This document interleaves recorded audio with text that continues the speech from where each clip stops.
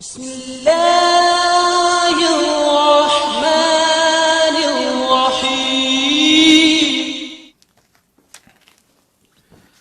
السلام علیکم ورحمۃ اللہ وبرکاتہ. الحمد للہ رب العالمین والصلاة والسلام علی سید الانبیاء والمرسلین، اما بعد. عزیز ساتھیوں اور دوستو، ناظرین کرام و سامعین اعظام، یہ رمضان المبارک کی جو سیریز ہے اس کی آج یہ تیسری کڑی ہے، جس میں انشاءاللہ تین باتوں کی طرف آج میں اشارہ کروں گا. پہلی چیز تو یہ ہوگی کہ اگر کوئی شخص رمضان المبارک کا مہینہ پانے کے بعد بغیر کسی عذر کے، بغیر کسی سبب کے اگر وہ روزہ چھوڑ دیتا ہے تو اس کی سزا کیا ہے، اللہ رب العالمین نے اس کی سزا کیا رکھی ہے، اللہ کے رسول صلی اللہ علیہ وسلم کے ذریعے سے ہمیں کون سی سزا بتائی گئی ہے. بہت سارے حضرات یہ سوال کرتے ہیں اور یہ پوچھتے ہیں اور کہتے ہیں کہ میں روزہ نہیں رکھتا تو کیا روزے قیامت مجھے عذاب ملے گا؟ میں بغیر کسی عذر کے، یا وہ عذر شرعی نہیں ہوتا بنا لیتا ہوں، یا دوا کھانے کا بہانہ، یا اسی طرح سے کھیتی و کھلیان کرنے کا بہانہ. بہت ساری چیزیں ہوتی ہیں جو بہانے بنا لیے جاتے ہیں، اور رمضان کا مہینہ آتا ہے، ہر سال آتا ہے اور چلا جاتا ہے، لیکن روزہ نہیں رکھتے ہیں. اس تعلق سے آئیے ہم دیکھتے ہیں کہ اللہ رب العالمین نے اور اللہ کے رسول صلی اللہ علیہ وسلم نے ہمیں کیا بتایا ہے.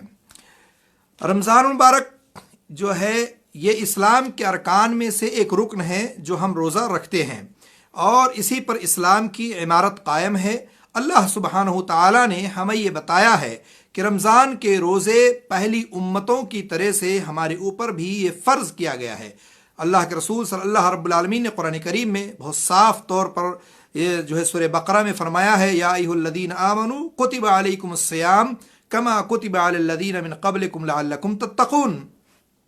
فرمایا اے ایمان والو، تم پر روزے رکھنے فرض کر دیے گئے ہیں جس طرح تم سے پہلے لوگوں پر روزے فرض کیے گئے تھے، تاکہ تم متقی بن جاؤ، تاکہ تم تقوی اختیار کر لو.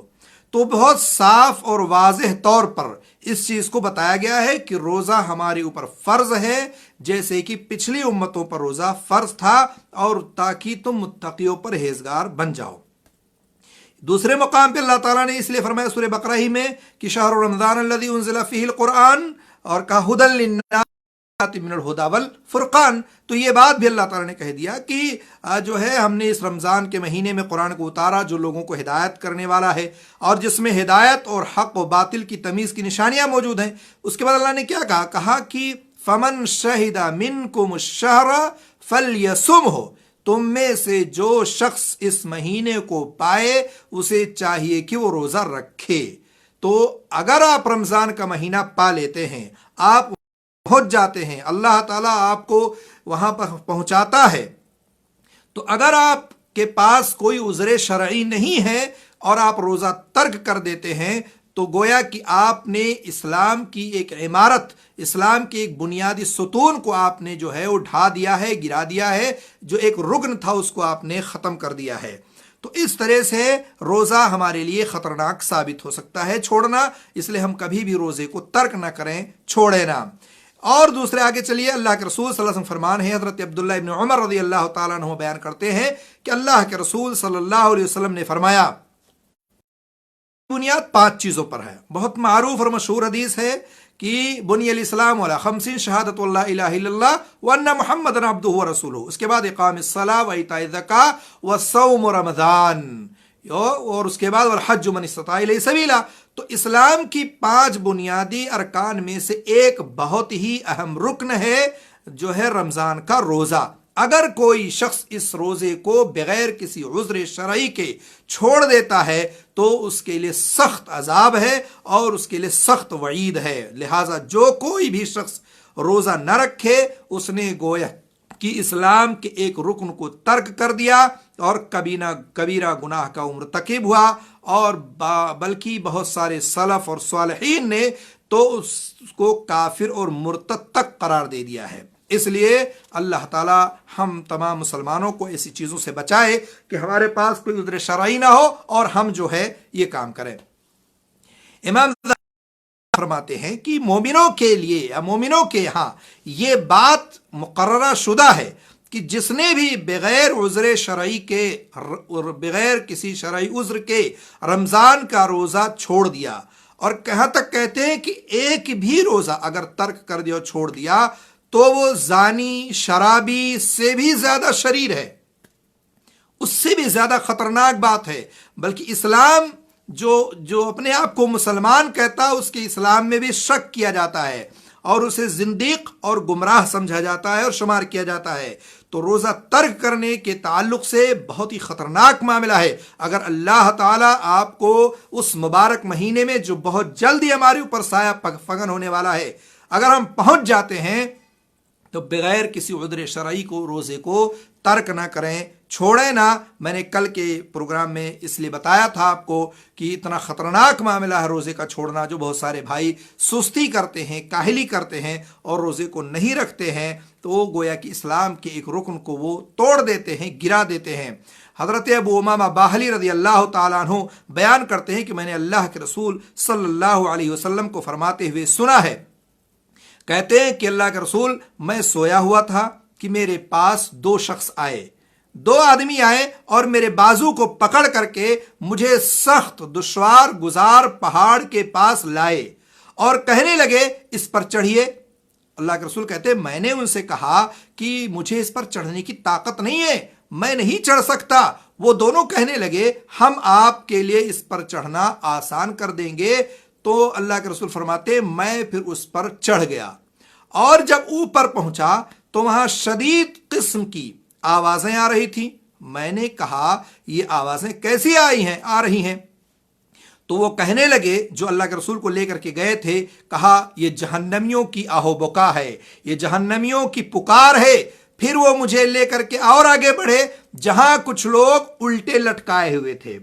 پیر اوپر سر نیچے، اور ان کی باچھیں کٹی ہوئی تھیں، ایک طرف سے ادھر سے ادھر، ادھر سے ادھر کٹی ہوئی تھیں، اور ان کی باچھوں سے خون بہ رہا تھا، خون نکل رہا تھا۔ میں نے کہا یہ کون لوگ ہیں؟ وہ کہنے لگے، وہ دونوں آدمی یا دونوں فرشتے جو بھی لے کر کے گئے تھے اللہ کے رسول صلی اللہ علیہ وسلم کو، فرمایا یہ وہ لوگ ہیں جو افطاری سے قبل ہی روزہ افطار کر لیا کرتے تھے، یعنی روزہ نہیں رکھتے تھے۔ علامہ البانی نے اس حدیث کو صحیح کہا ہے۔ تو معلوم یہ ہوا کہ اگر کوئی شخص روزہ ترک کرتا ہے، بغیر کسی عذر شرعی کے چھوڑ دیتا ہے، تو اس بندے کو الٹا لٹکایا جائے گا۔ اور الٹا لٹکانا آپ تصور کر لیں کہ کتنا خطرناک معاملہ ہے۔ اگر کسی کو الٹا لٹکایا جائے، پھر اس کے جسم کے حصے کو یا بانچ کو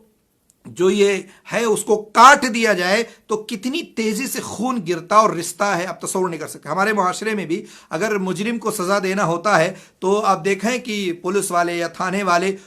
جو ہے انسان کو الٹا لٹکا کے مارتے ہیں تاکہ مزید اس کو تکلیف پہنچے۔ بہت زیادہ دیر تک بھی نہیں لٹکاتے کہ کہیں اس کی روح نہ نکل جائے، کہیں جو ہے وہ مر نہ جائے، یا کہیں جو ہے وہ بہت زیادہ مشکل میں نہ پڑا جائے۔ اس لیے کچھ دیر لٹکا کر کے مارتے اور پیٹتے تاکہ وہ اپنا جرم قبول کر لے۔ اور یہاں تو معاملہ یہ ہے کہ مرنے کے بعد ہی سے یہ اس کو سزا ملنی شروع ہو جائے گی، اور اسی طرح سے قیامت تک اس کو الٹا لٹکایا جائے گا اور سزا ملتی رہے گی، اور اس کی باچھوں کو پھاڑ دیا جائے گا جس سے خون گرتا رہے گا، رستا رہے گا۔ اللہ اکبر! آپ تصور کریں ان لوگوں کے بارے میں کیا حال ہوگا جو بغیر کسی عذر شرعی کے روزہ چھوڑ دیتے ہیں اور ترک کر دیتے ہیں اور مختلف بہانے بنا کر کے روزوں کو نہیں رکھتے ہیں۔ عزیز ساتھیوں اور دوستو، جو مرد و خواتین جو بھی ہماری باتوں کو سنتے ہیں یا دیکھتے ہیں، میں ان سے یہی گزارش کروں گا کہ آئندہ کبھی اپنے روزے کو نہیں چھوڑنا۔ یہ ایک ایسی جو آپ کے اندر تقوی پیدا کرتا ہے، جو آپ کے اندر طہارت پیدا کرتا ہے، جو آپ کے اندر اللہ تعالیٰ وہ جذبہ پیدا کر دیتا ہے جس سے آپ دینداری اختیار کر لیتے ہیں، اور اسی طرح سے آپ دین سے قریب ہو جاتے ہیں۔ اس لیے خود بھی روزہ کبھی نہ چھوڑیں، اپنے بچوں کو بھی روزہ نہ چھوڑنے دیں۔ یہ بہت ہی اہم اور بہت ضروری چیز ہے، اسلام کا ایک رکن ہے اگر آپ نے چھوڑ دیا بغیر کسی عذر شرعی کے تو بہت ہی خطرناک معاملہ ہوگا جو قیامت تک اس سزا کو آپ جھیلیں گے۔ اللہ اکبر! آپ 1 سیکنڈ 2 سیکنڈ کے لیے اگر آپ کو الٹا لٹکا دیا معاملہ ہوگا، یہاں تو پورا کا پورا معاملہ ہی جو ہے قیامت تک یہ سزا اس شخص کو ملتی رہے گی۔ تو بہرحال یہ اس شخص کی سزا اللہ کے رسول صلی اللہ علیہ وسلم نے بتائی جو روزہ کھولنے سے پہلے یا روزہ رکھنے کے بعد دن میں افطاری کر لیتا ہے، یا روزہ وہ لوگ جو بالکل رکھتے ہی نہیں ہیں، بالکل معاملہ ہی ان کا نہیں کہ وہ روزہ رکھیں۔ ایک تو یہ ہوتا ہے کہ ایک آدمی روزہ تھا اور اس کے بعد 2-4-6 گھنٹے بعد روزہ توڑ دیا۔ ایک آدمی ایسا ہے جو روزہ بالکل رکھتا ہی نہیں ہے، اس کی کیا سزا ہو سکتی ہے؟ اللہ تعالیٰ دنیا اور آخرت میں ہمیں سلامتی عطا فرمائے۔ یہ اتنی حالات یعنی اس طرح سے بد سے بدتر ہے کہ آپ تصور نہیں کر سکتے ہیں۔ ہمارے معاشرے میں روزہ توڑنے والوں کی بہت بڑی تعداد ہے جو روزہ نہیں رکھتے ہیں۔ پورا کا پورے گاؤں میں آپ دیکھ لیں تعداد ہے جو روزہ لوگ چھوڑ دیتے ہیں اور نہیں رہتے۔ ہمارے ایک ساتھی کہنے لگے کہ اگر اتفاق سے آپ ہوٹل کی طرف سے گزر جائیں، وہاں کسی مقصد کے اگر آپ چلے جائیں تو وہاں جو روزے دار جو روزہ نہیں رکھتے وہ کہتے ہیں مولوی صاحب آپ ہوٹل پہ مت آیا کریں۔ یعنی یہ نہیں سمجھتے ہیں کہ میں روزہ نہ رکھوں تو مولوی صاحب اپنی ضرورت کے مطابق بھی ہوٹل پہ نہ جائیں۔ کتنی بڑی تعداد لوگوں کی ہے۔ ابھی جب دھان کی فصل آتی ہے، بیٹھوری کی شکل جو ہوتی ہے، ہمارے یہاں روپائی جو ہوتی ہے، ان ایام میں آپ دیکھیں کہ کتنی کثیر تعداد میں لوگ روزہ کو چھوڑتے اور ترک کر دیتے ہیں۔ اسی طرح سے کتنی کثیر تعداد لوگوں کی ہے جو چھوٹی چھوٹی بیماریوں کا بہانہ بنا کر کے روزے کو چھوڑ دیتے ہیں۔ بلڈ پریشر ہو گیا، شوگر ہو گیا، یا یورک ایسڈ بیماری اس کو ہے، صبح شام دوا کھانا ہے، تو بس اس کو ایک بہانہ چاہیے، کسی طرح سے روزہ چھوڑ دینا ہے اور روزہ ترک کر دیتے ہیں اور چھوڑ دیتے ہیں۔ اللہ اکبر! ہمیں چاہیے کہ اپنے معاشرے میں اس بات کو بتایا جائے، عام کیا جائے، لوگوں کو سمجھایا جائے، اور علماء، دعات، مبلغین جو بھی اپنے گاؤں اور قریہ میں رہتے ہیں، اپنی بستی میں رہتے ہیں، وہ مسجدوں کے ذریعے سے یا اسی طرح سے خطبے کے ذریعے سے یا اسی طرح سے اس طرح کی جو ہے نشر کر کے ویڈیو کے ذریعے سے لوگوں کو خبردار کریں، بتائیں کہ روزہ اگر آپ نے بغیر عذر شرعی کے ترک کیا اور چھوڑا تو یہ آپ کے لیے نہایت ہی خطرناک معاملہ ہوگا، اور مرنے کے بعد آپ کو تا قیامت الٹا لٹکا دیا جائے گا، جیسے کہ اللہ کے رسول صلی اللہ علیہ وسلم نے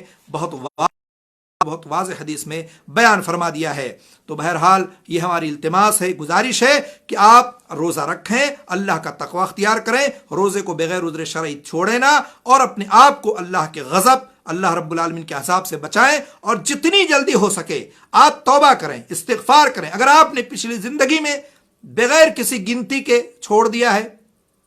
آپ کو پتہ ہی نہیں کہ کتنے روزے ہم نے ترک کیے، کتنے روزے ہم نے نہیں رکھے، اور آپ قضا بھی نہیں کرتے ہیں، تو اس طرح سے آپ توبہ کریں، استغفار پڑھیں، اور کوشش کریں کہ ان روزوں کی قضا کریں، جتنی جلدی ہو سکے ان روزوں کی قضا کر لیں، تاکہ اللہ رب العالمین نے جو سزا متعین کیا اس سزا سے ہم بچ سکے، اور اس طرح سے ہم موت آنے سے پہلے پہلے، توبہ کا دروازہ بند ہونے سے پہلے پہلے ہم اپنے جو ہے گناہوں کی معافی مانگ لیں اور توبہ اور استغفار کر لیں۔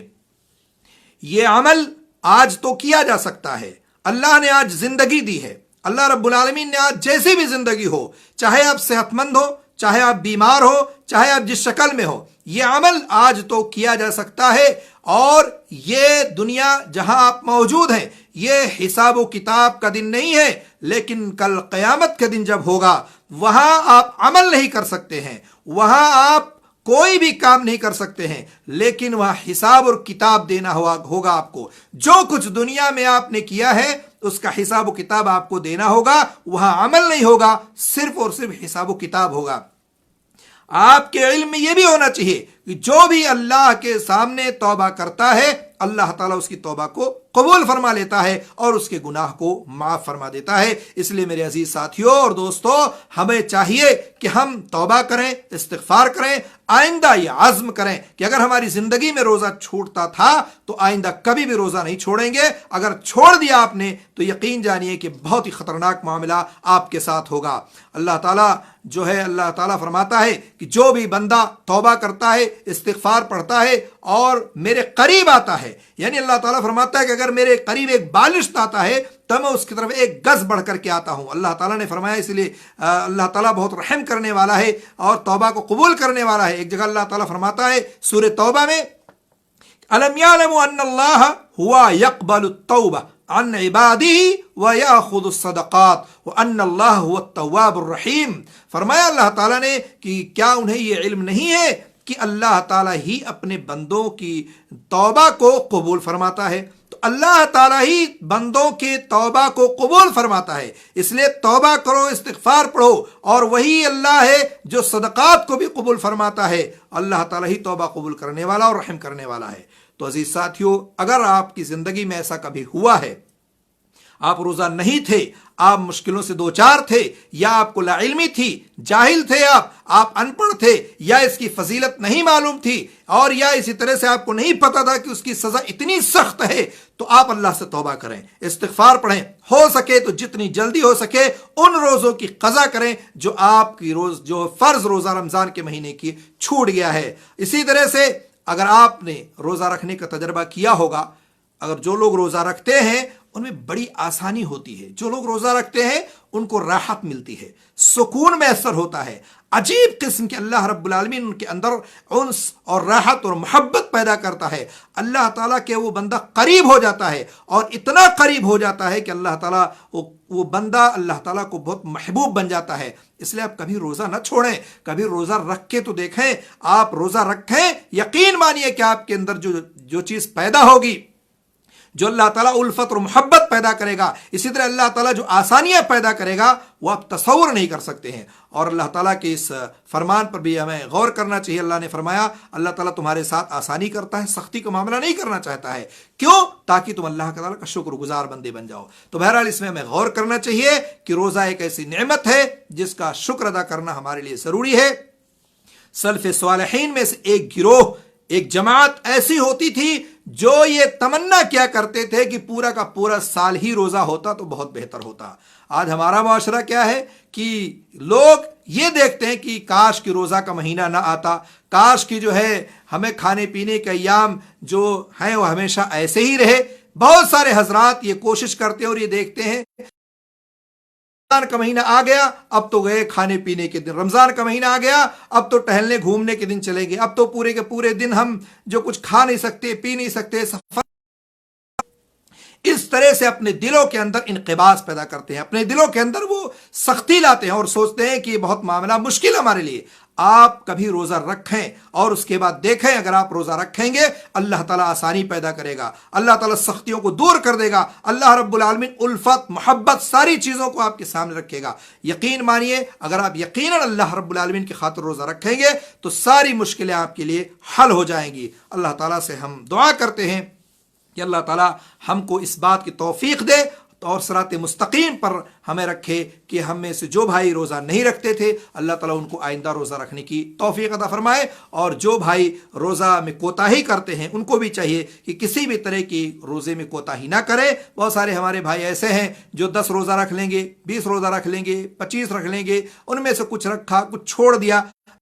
اللہ نے متعین مدت تک روزے کو فرض کیا ہے, آپ کو اتنا ہی روزہ رکھنا ہے. اگر کسی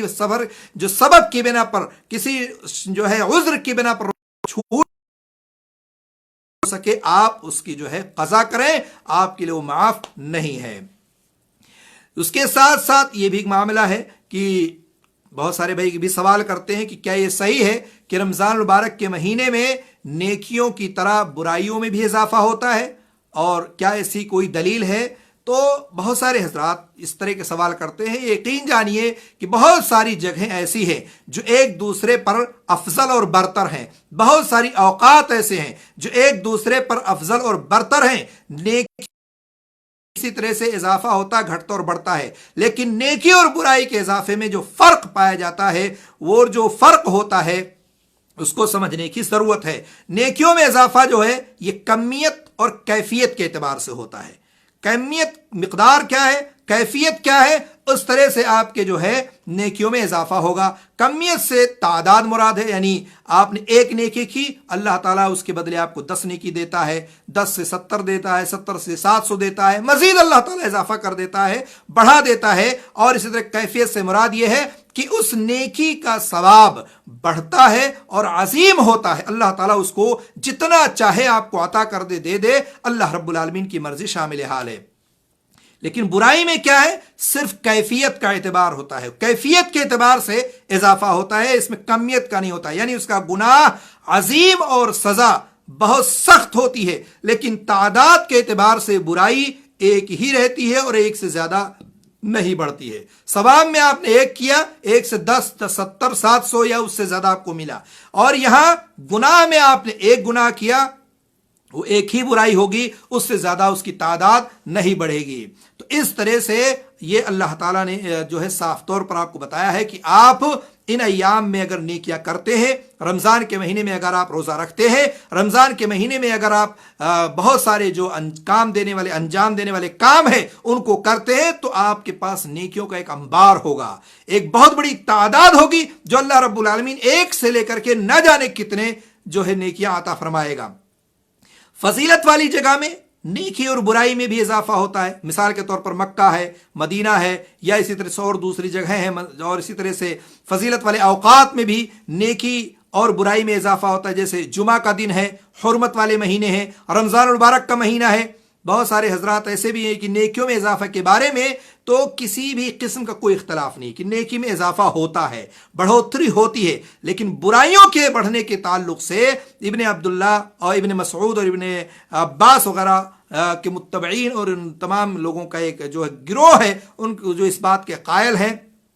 کہ برائیوں میں بھی اضافہ ہوتا ہے۔ اور بعض محققین کا کہنا ہے کہ ابن عباس اور ابن مسعود رضی اللہ تعالیٰ عنہم کا برائیوں میں اضافہ سے جو قول ہے ان کا، اس سے مراد یہ ہے کہ اس کی کیفیت میں اضافہ ہوتا ہے، نہ کہ کمیت میں۔ تو اس طرح سے شیخ ابن باز رحمہ اللہ سے بھی یہ سوال کیا گیا، پوچھا گیا کہ کیا مسلمان شخص کے روزے صغیرہ اور کبیرہ گناہوں کا کفارہ بنتے ہیں، اور کیا رمضان المبارک میں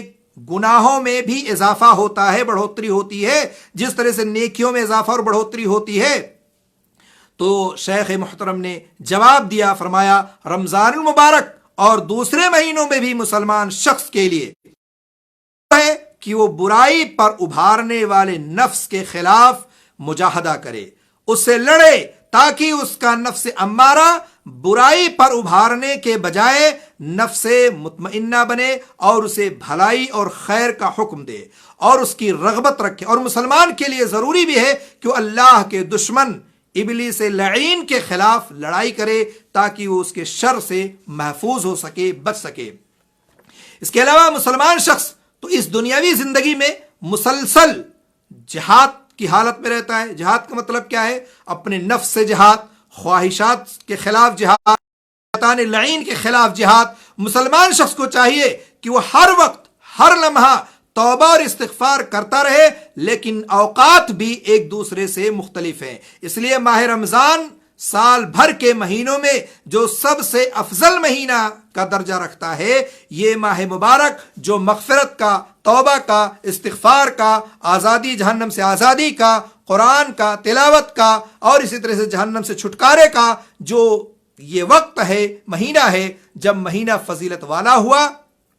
جگہ بھی افضل ہوا، تو اس میں نیکیاں بھی بڑھتی ہیں اور زیادہ ہوتی ہیں، اور اس کے ساتھ ساتھ برائیوں کا گناہ بھی زیادہ ہوتا ہے اور بڑھتا ہے۔ یہ شیخ ابن باز رحمہ اللہ کا قول ہے۔ لہذا رمضان مبارک میں کی گئی برائیوں کا گناہ دوسرے اوقات میں کی گئی برائی سے زیادہ ہوتا ہے۔ جس طرح رمضان مبارک میں کی گئی نیکی و بھلائی کا ثواب اللہ تعالیٰ کے ہاں دوسرے مہینے کے مقابلے میں زیادہ ہوتا ہے، جب رمضان مبارک میں کی گئی نیکی و بھلائی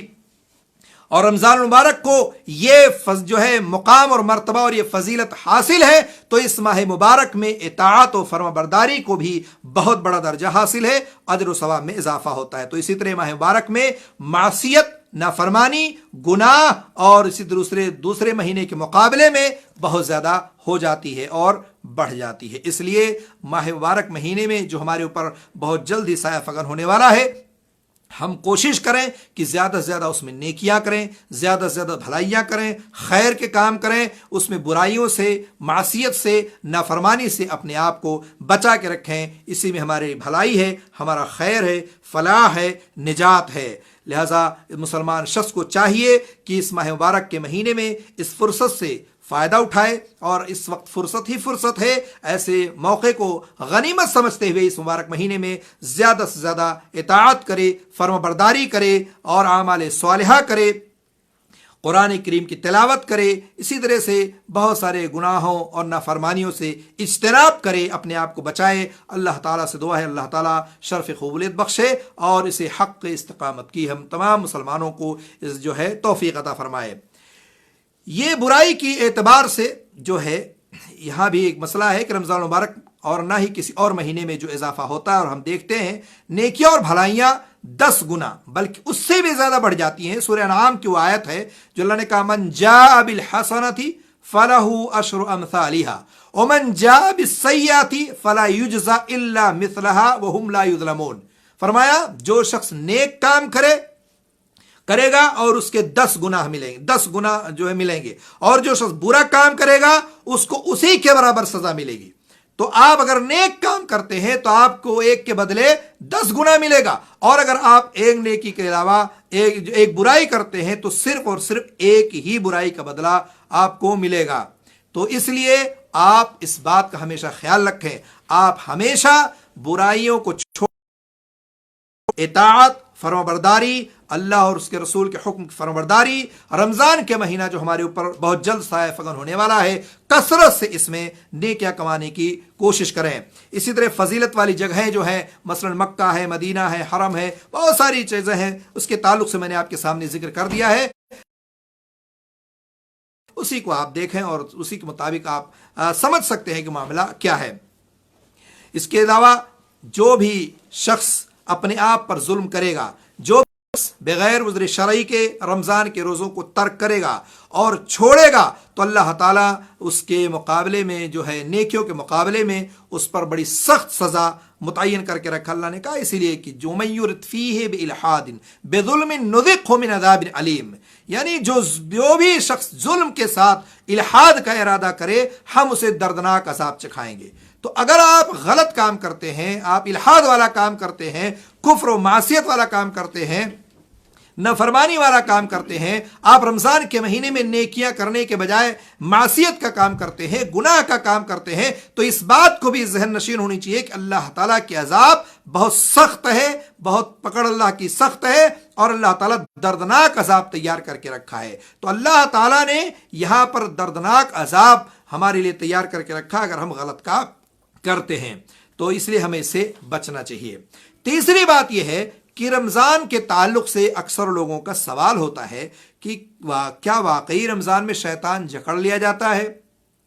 شیطان کو قید کر دیا جاتا ہے؟ اس کا کیا مطلب ہے؟ شیطان کا جکڑ جانا، شیطان کے جو ہے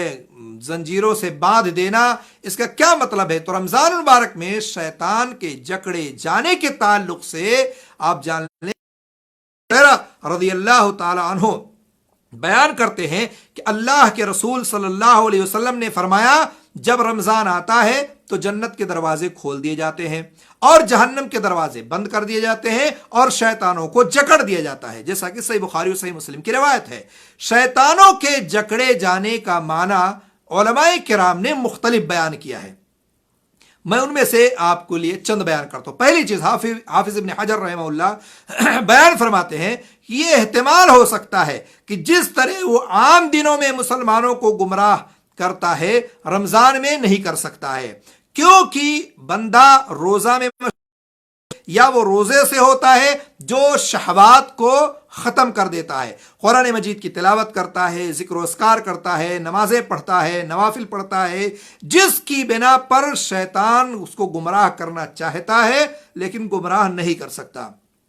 اور وہ اس سے بچ جاتا ہے۔ اور اسی طرح سے دوسروں لوگوں کا کہنا ہے اس سے بعض شیطان مراد ہیں، سارے شیطان نہیں جکڑ دیے جاتے، نہیں قید کر دیے جاتے ہیں، جو زیادہ سرکش ہوتے ہیں اور زیادہ بدماش ہوتے ہیں ان لوگوں کو اللہ رب العالمین جکڑ دیتا ہے اور ان کو باندھ دیتا ہے۔ اللہ کے رسول کی حدیث ہے کہ صفدت الشیطان، صفدت یعنی زنجیروں میں جکڑ دیے جاتے ہیں۔ اور قاضی عیاض رحمہ اللہ فرماتے ہیں کہ یہ احتمال بھی ہے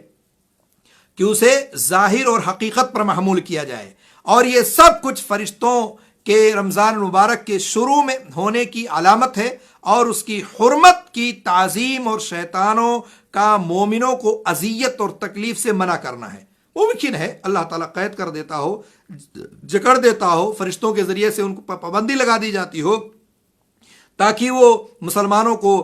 مومنوں کو جو اذیت اور تکلیف دینے سے ان کو روکا جا سکے اور ان کو روک دیا جائے۔ اور یہ بھی احتمال ہے کہ اس میں اجر و ثواب جو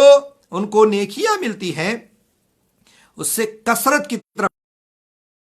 بہت زیادہ اجر و ثواب ان کو ملتا ہے، شیطان کا لوگوں کو گمراہ کرنا یا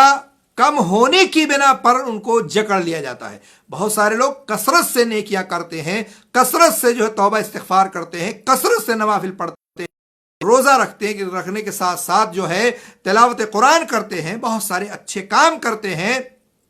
تو اس طرح سے بھی کثرت مراد ہو کہ اللہ تعالیٰ کثرت سے اجر و ثواب دیتا ہے، جس کی وجہ سے شیطان کا ان پر حملہ نہیں ہو پاتا ہے اور وہ بچ جاتے ہیں، شیطان ان کو گمراہ نہیں کر سکتا ہے۔ اسی طرح سے صحیح مسلم کی روایت بھی سامنے ہونی چاہیے، یونس بن شہاب بیان کرتے ہیں کہ رحمت کے دروازے کھول دیے جاتے ہیں۔ یہ بھی احتمال ہے کہ شیطان لوگوں کو گمراہ کرنے اور ان کے لیے شہوات کو مزین کرنے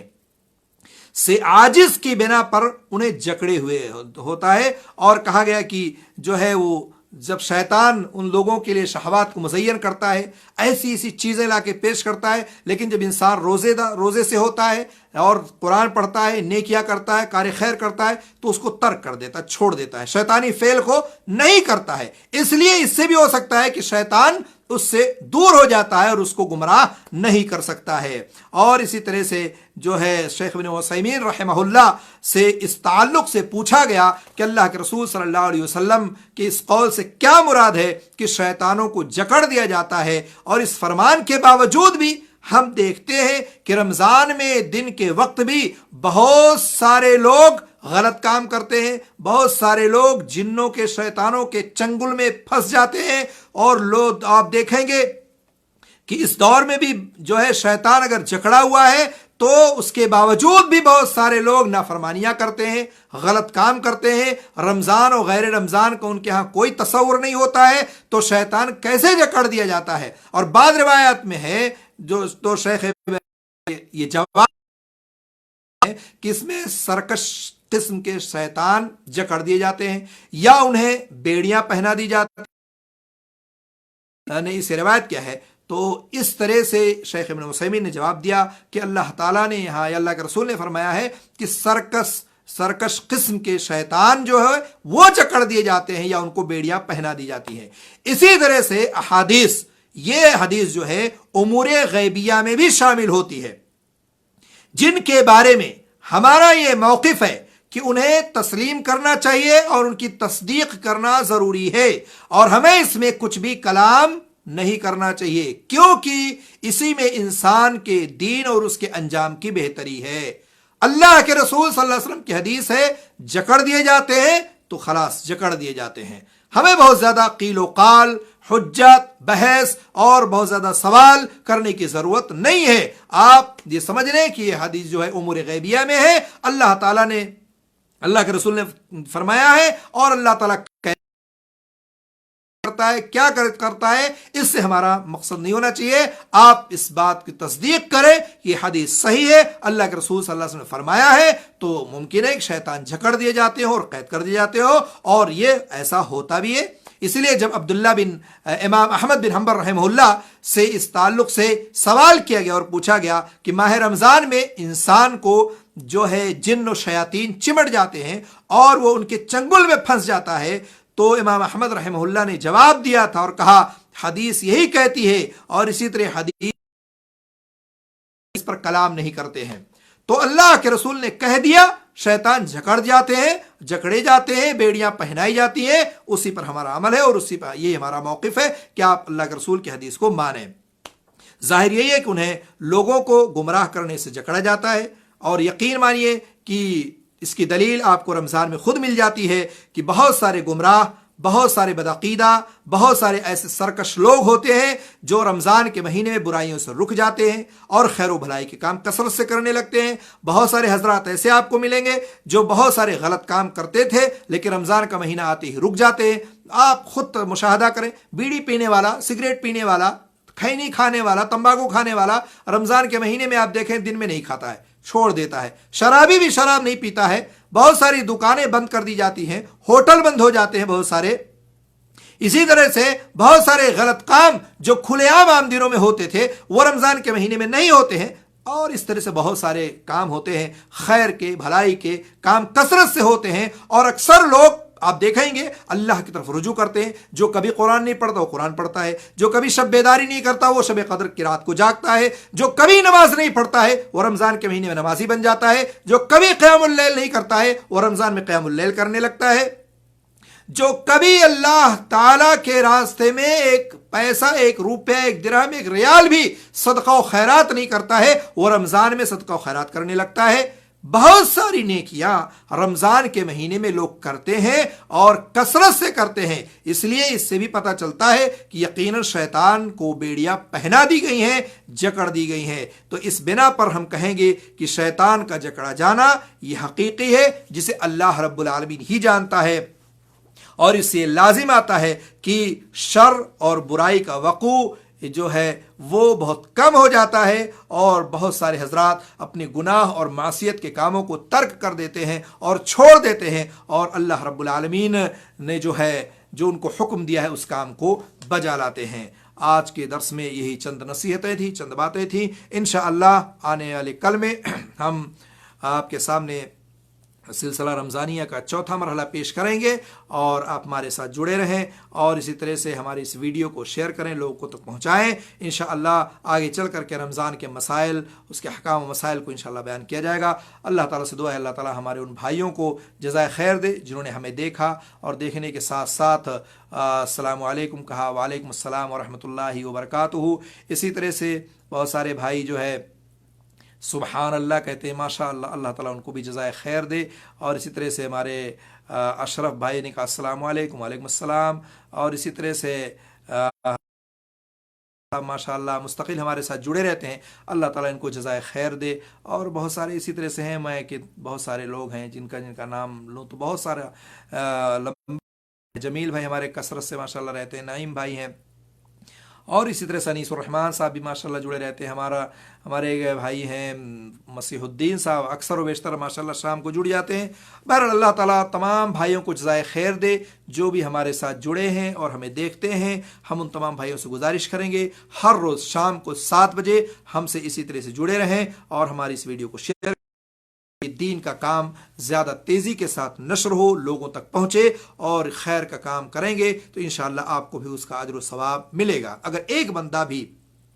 آپ کے ویڈیو کے نشر کرنے سے، شیئر کرنے سے اگر اس کو فائدہ پہنچتا ہے اور اس کو جو ہے فائدہ مل جاتا ہے تو انشاءاللہ آپ کو بھی اس کا اجر و ثواب اسی کے مثل ملے گا، اسی کے جیسا ملے گا، اور اس کے ثواب میں کوئی کمی بھی واقع نہیں ہوگی۔ اللہ تعالی ہم لوگوں کو